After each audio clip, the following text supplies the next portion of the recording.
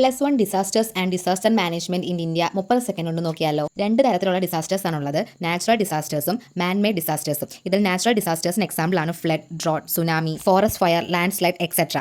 അതേപോലെ man made ആയിട്ടുള്ള ഡിസാസ്റ്റേഴ്സിന് എക്സാമ്പിൾ ആണ് war, riot, accidents etcetera. Unexpected ആയിട്ടുള്ള ട്രാജഡിയാണ് ഡിസാസ്റ്റേഴ്സ്, ദുരന്തങ്ങൾ എന്ന് പറയുന്നത്. Geographical location, geographical formation, rivers, അതേപോലെ ഓവർ പോപ്പുലേഷൻ, മലകൾ, നീണ്ട തീരപ്രദേശങ്ങൾ തുടങ്ങിയവ ഏറ്റവും കൂടുതലുള്ള രാജ്യം ഇന്ത്യ ആയതുകൊണ്ട് തന്നെ ഇന്ത്യയിൽ ഡിസാസ്റ്റേഴ്സിന്റെ എണ്ണവും വളരെയധികം കൂടുതലാണ്. കഴിഞ്ഞ നൂറ്റാണ്ടിൽ ഉണ്ടായിരുന്ന ഒരു മാൻമെയ്ഡ് ഡിസാസ്റ്റർ ആയിരുന്നു ഭോപ്പാൽ ഗ്യാസ് ട്രാജഡി എന്ന് പറയുന്നത്. ഒരു ദുരന്തം ഉണ്ടാകുമ്പോൾ അത് ഒരുപാട് കാര്യങ്ങളെയാണ് എഫക്ട് ചെയ്യുന്നത്. For example communication, health care, commercial and economical activities, drainage, food supply etcetera. So ഇങ്ങനെ ഡിസാസ്റ്റേഴ്സ് സംഭവിക്കുന്ന ടൈമിൽ സ്റ്റേറ്റ് ഗവൺമെന്റിനാണ് ഇമ്പോർട്ടന്റ് റോൾ എന്ന് പറയുന്നത്. അവർക്ക് വേണ്ട ഹെൽപ്പ് ചെയ്ത് കൊടുക്കുക എന്നുള്ള റോളാണ് സെൻട്രൽ ഗവൺമെന്റിനുള്ളത്. അതേപോലെ റെസ്ക്യൂ ടീംസിന് വേണ്ട ബെറ്റർ ഫെസിലിറ്റീസ് പ്രൊവൈഡ് ചെയ്യേണ്ടത് ഗവൺമെന്റിന്റെ റെസ്പോൺസിബിലിറ്റിയാണ്. ദുരന്തങ്ങളെ തടയാൻ നമ്മളെ കൊണ്ട് കഴിയില്ല, പക്ഷേ അതിനുശേഷമുള്ള ആഘാതങ്ങളെ കുറയ്ക്കാൻ നമുക്ക് കഴിയും. അതാണ് ഡിസാസ്റ്റർ മാനേജ്മെന്റിന്റെ ലക്ഷ്യം എന്ന് പറയുന്നത്. ഡീറ്റെയിൽഡ് ആയിട്ട് ഈ ഒരു ചാപ്റ്റർ പഠിക്കണം എന്നുണ്ടെങ്കിൽ നമ്മൾ ഓൾറെഡി വീഡിയോ അപ്ലോഡ് ആക്കിയിട്ടുണ്ട്. സോ വാച്ച് ചെയ്യുക.